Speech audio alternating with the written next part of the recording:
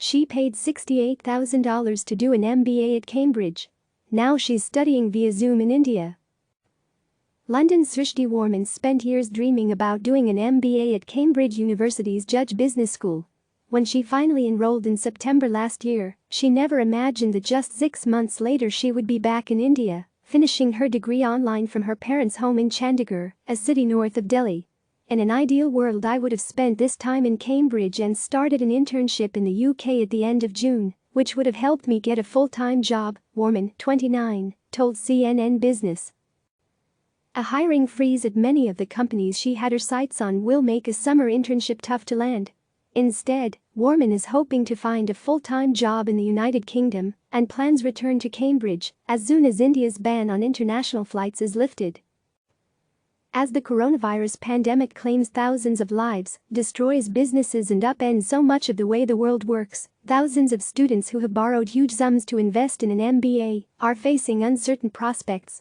Summer internships have vanished, along with many of the networking and recruitment opportunities with top firms and alumni that are crucial to securing jobs. And delivering a 6-figure MBA program via Zoom, ZM, robs it of many of the features that make it so costly to begin with. The opportunity to engage with diverse and accomplished colleagues from around the world, join student clubs, build powerful networks and experience the campus environment are major reasons why people choose to attend expensive business schools. Even highly regarded distance learning MBAs, such as those offered by Spain's IE Business School and Warwick Business School in the United Kingdom, deliver about a fifth of their programs in person. The current situation is antithetical to the classic MBA experience, which is all about face time, said Cristina Tritino, 28, a second-year MBA student at Stanford's Graduate School of Business. Tuition for the 2-year program costs about $150,000. Like Warman and Tritino, most MBA candidates pay eye-watering sums for these degrees in the hope that they will open doors to rewarding new careers that come with salaries comfortably able to pay off study loans. Having spent 6 years at Barclays (BCS) in Pune, India, most recently as a senior business analyst, Warman hopes to change tack and move into product management, preferably at a tech firm. A job in financial services is, she said, a good fallback in case I'm not able to pivot my career.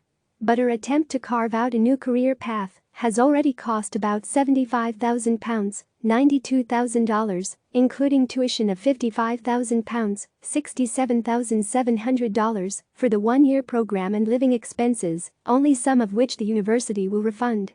Many top business schools in the United States, Europe and Asia are now facing requests for refunds from students who feel they are no longer getting what they paid for.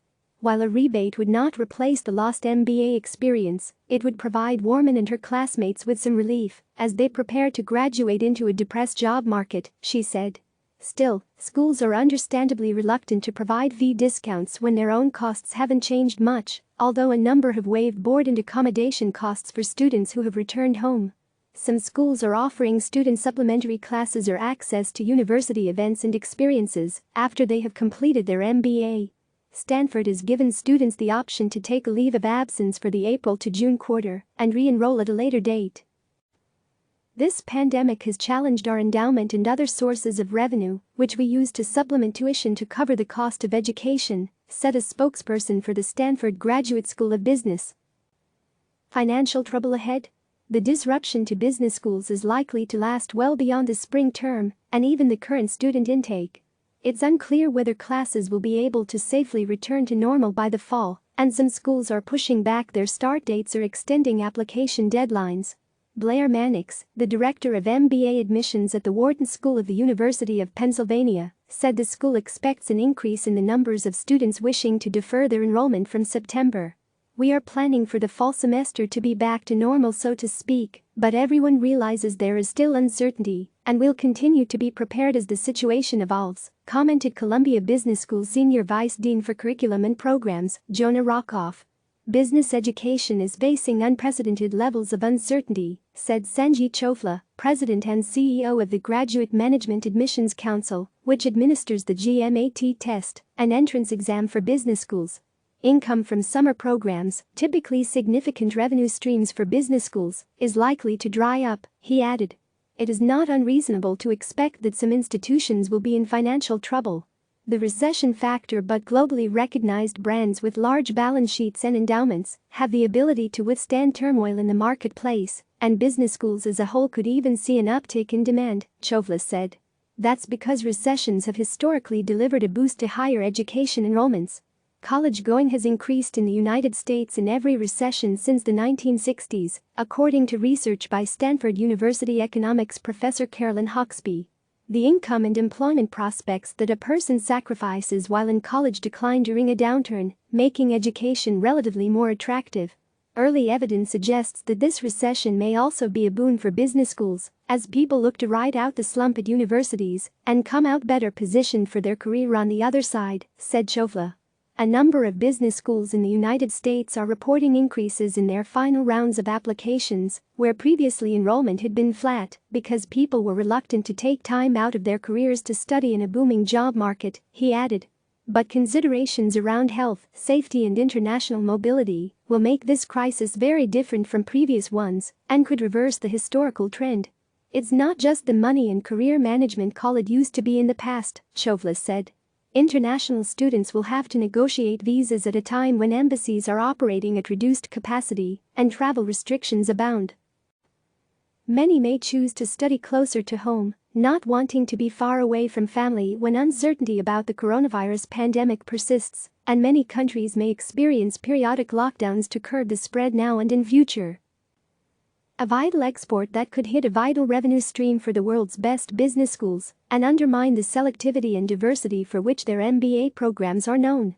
More than a third of Harvard Business School's class of 2021 is from outside the United States, a figure that rises to 43% at Stanford. In Europe, business schools rely even more heavily on foreign students. Nearly two-thirds of this year's INSEAD MBA class is from outside Europe, while fewer than 10% of students currently enrolled in MBAs at Cambridge Judge and the University of Oxford's Ed Business School are from Britain.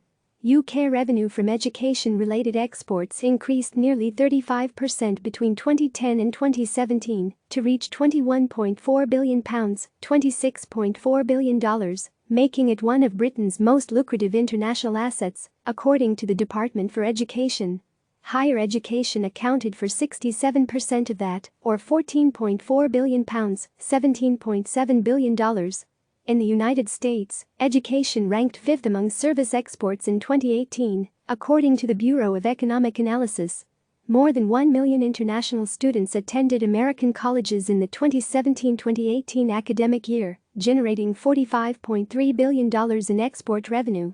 Business schools in Asia-Pacific, such as China-Europe International Business School, CEBS, and the Indian Institutes of Management, could be the big winners if MBA candidates choose not to travel so far. Nearly 40% of MBA students at Oxford and Cambridge are from the region, with more than a fifth of the Cambridge class from China and India. Click subscribe to receive the latest news.